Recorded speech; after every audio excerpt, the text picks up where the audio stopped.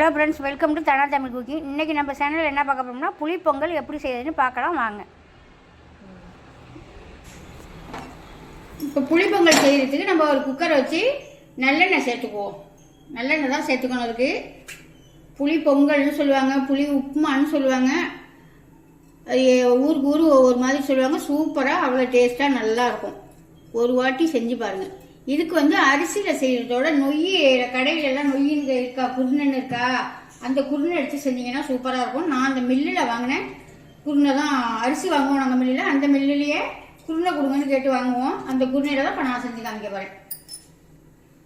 புழுங்கரிசிலையும் செய்யலாம், பச்சரிசிலையும் செய்யலாம், எதில் வேணாலும் செய்யலாம். நான் இப்போ ஒரு 200 டம்ளரில் ஒரு 1.5 டம்ளர் செய்கிறேன்.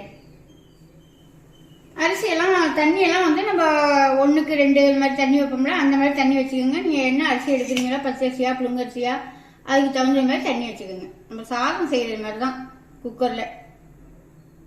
இப்போ எண்ணெய் சூடாகட்டும். ஈஸியாக சட்டுனா செஞ்சு காலையில் ஆஃபீஸ்க்கு போகிறவங்க, அந்த வேலைக்கு போகிறவங்க, ஸ்கூல் பிள்ளைங்களுக்கு டக்குன்னு காலையிலையும் சாப்பிட்டுக்கலாம், மத்தியானமும் எடுத்துக்கலாம். கெட்டு போகாமல் சூப்பராக இருக்கும். இப்போ எண்ணெய் சூடாயிடுச்சு. ஒரு 1/2 ஸ்பூன் கடுகு, ஒரு 1/2 ஸ்பூனு வெள்ளை உளுந்து சேர்த்துக்குவோம். நல்லா வெடிக்கட்டும். வெடிக்க விட்டு ஒரு 2 ஸ்பூன் கடலைப்பருப்பு எடுத்துக்கிட்டா அதையும் சேர்த்துக்குவோம்.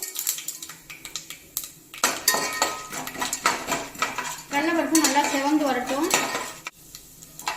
ஒரு 5 மிளகாய் எடுத்து புட்டு வச்சிருக்கேன், அந்த மிளகாயும் சேர்த்துக்குவோம். கருவேப்பிலை ஒரு கொத்து போட்டுக்குவோம்.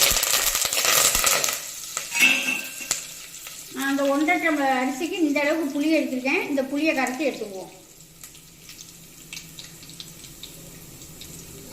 1/4 ஸ்பூனு பெருங்காய பொடி சேர்த்துக்குவோம். இப்போ இதுக்கு மஞ்சள் தூள் சேர்த்துக்கலாம். 1.5 டம்ளர் நொய்க்கும் நான் ஒரு 3.5 டம்ளர் தண்ணி வச்சிருக்கேன். இது கொஞ்சம் பழைய நொய், அதனால ஒரு 1/2 டம்ளர் கூடவே வச்சிருக்கேன். அந்த புளி தண்ணியை நீங்க கரைச்சி அதை சேர்த்து நீங்க இது பண்ணிக்கலாம். இப்போ நம்ம இதில் சேர்த்துருவோம்.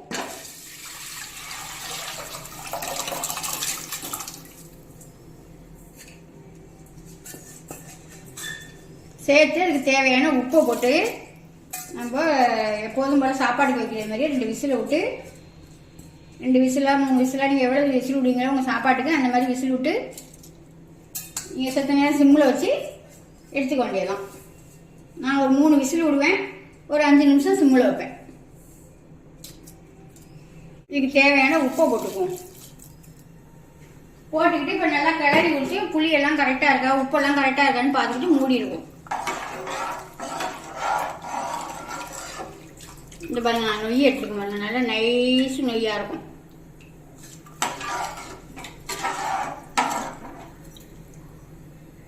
இப்போ இது உப்பு புளிப்பு எல்லாமே கரெக்டாக இருக்குது. நான் இப்போ மூடிடுறேன்.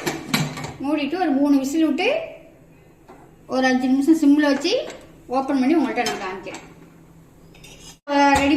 ரெடி ஆகிட்டேன்னு பார்த்துடலாமா? புளிப்பொங்கல்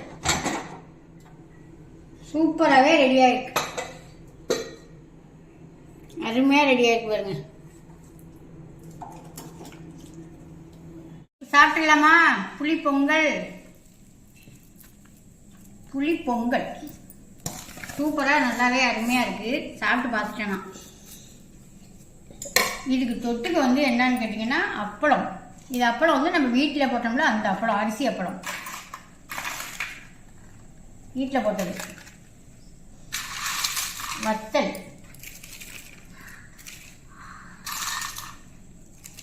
கரண்டி வத்தல், இது அப்பளம்.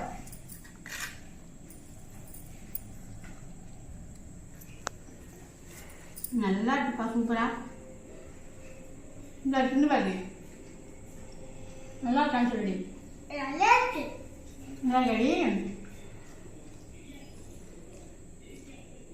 யார் போட்டது அப்பளம்? சூப்பரா இருக்குங்க. இதுக்கு இந்த மாதிரி புளிப்பொங்கல் போட்டு இந்த மாதிரி ஒரு அப்பளம், இந்த மாதிரி வடம் வந்தால் சொல்லிக்கிட்டு சூப்பராக சாப்பிட்டுக்கலாம். இந்த வீடியோ பிடிச்சிருந்தா ஒரு லைக் பண்ணுங்க, ஃப்ரெண்டுக்கெல்லாம் ஷேர் பண்ணுங்க, மறந்துடாம ஒரு சப்ஸ்கிரைப் பண்ணுங்க. பாய். அடுத்த வீடியோல பார்ப்போம். பாய் சொல்லுங்க. பாய்.